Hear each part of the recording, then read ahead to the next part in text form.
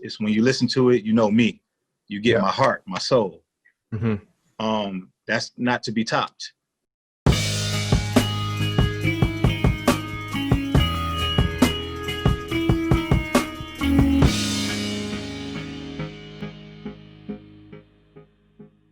You know, yeah, Book of Ryan, another dope album. I feel like the last three albums, Layers, and then Book of Ryan, and then Allegory, that's that three albums like that. That's something that, and especially the trend, I think, in artists, the more music they make, sometimes it's not necessarily the best word, but to follow up with those three albums, which album, and maybe it's not one of those three, but which album do you feel like elevated you the most? Or like that kind of solidified you? Elevated me? Yeah, elevated. Yeah, that.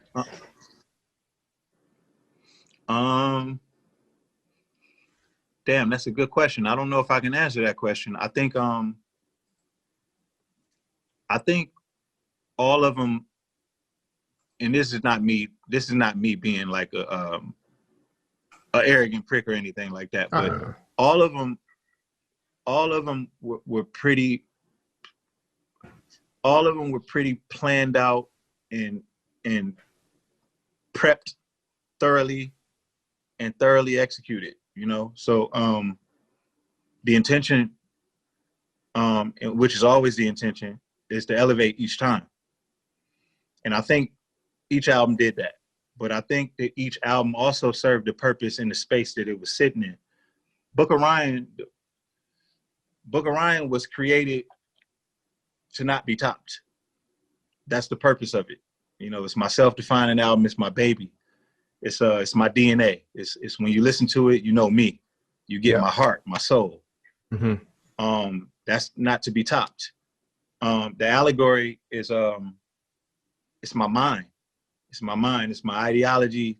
It's me making you aware of other ideologies and other things that are being said, and it's me sparking narrative and forcing you to talk and have the tough discussions, and you know what I mean, like answer and ask the tough questions and start to become a little bit more comfortable in the uncomfortable space. You know, Prime was bucket list shit, man. You know, Prime was like something that we could do, that we can own, that we don't need anybody. Just me in the studio with one of my idols who I adore, who I've always wanted to get together and build something with and just do some shit that's just cool for the culture. You know what I mean? Like, and let's just do it our way. Do it our way. Let's have fun.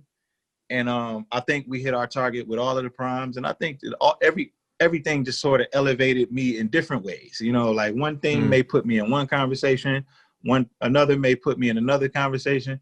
Whatever it is, I'm ready for it. You know what I mean? So I'm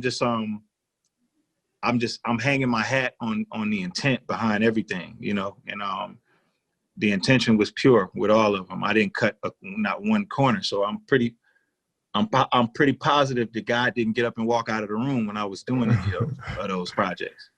A question that I have, like you've been writing for so long, are there still things that you like you could improve as a writer, or places that you want to go, that you're trying to go, new challenges, or within rap, like? I mean, I think I can always get better. I think we can always improve.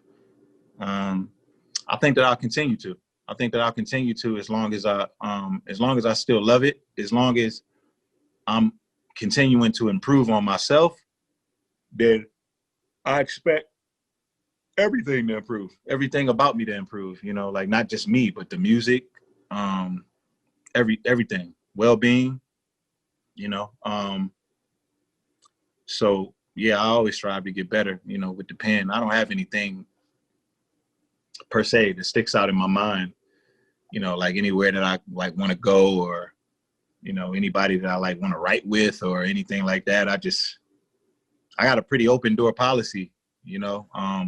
If anything, I may put a little bit more emphasis on making sure that I'm as open-minded as possible when opportunities to collaborate with people come.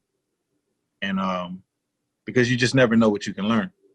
Mm-hmm. I almost told Joe no when he asked me to rap on the Halfway House album, and that song that we rapped on is the song that created Slaughterhouse. So if I'd have said no, there would have been no Slaughterhouse. I heard that story. Yeah, it's funny, man. That would have been such a dick move. For real, man. One thing you said on the song Hard of Layers, you said, like, everybody asking me just because I'm a lyricist in this business, how come I haven't gone broke yet? And you also talked about that line with Vlad in interview.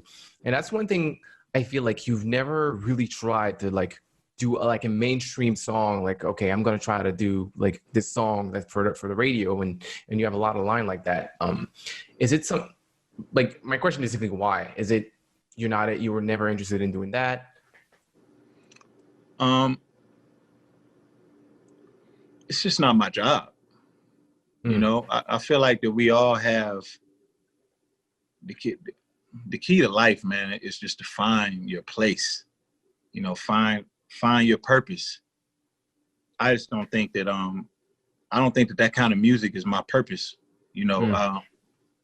And I say that with the utmost respect for people who make really commercial music, because, there's really, really good commercial music, you know? And it's not even to say that I don't think that I would be able to make some really good commercial music. The time and the place, you know, as far as the way that my journey, you know, the way that my life has, the path that I've taken, and the way that, you know, circumstances have led me, there hasn't been time for me to play around. I don't have time to fuck around, you know, but it's not to say, that, you know, one day, you know, I may make something, you know, playing in here with my kids or something, and some shit will happen where it'll be like, wow, that song is more commercially successful than anything he's done. You know, who knows? But I'm never thinking to myself like, yo, I have to make a commercial song.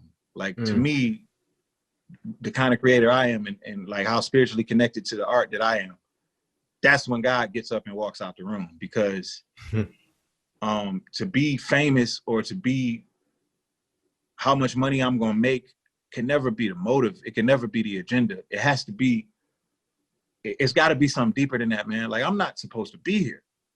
Like, I'm really, really, like, some of the things that I survived and some of the things that I've bounced back from, it's not so I can make commercial music. You know what I mean? Like, it's way, way deeper with me, man. You know? So, I mean, I don't think I'm needed in that medium. You know, I don't think it's necessary for me to even take stabs at that. And if I ever get to a place where I feel like that's what I want to do, then I'll embrace it with open arms if I feel like that's what I'm anointed to do. But right now, that's just not my place, you know? Yeah. And I love, again, how you got to the place where you are in hip hop and you done it your way.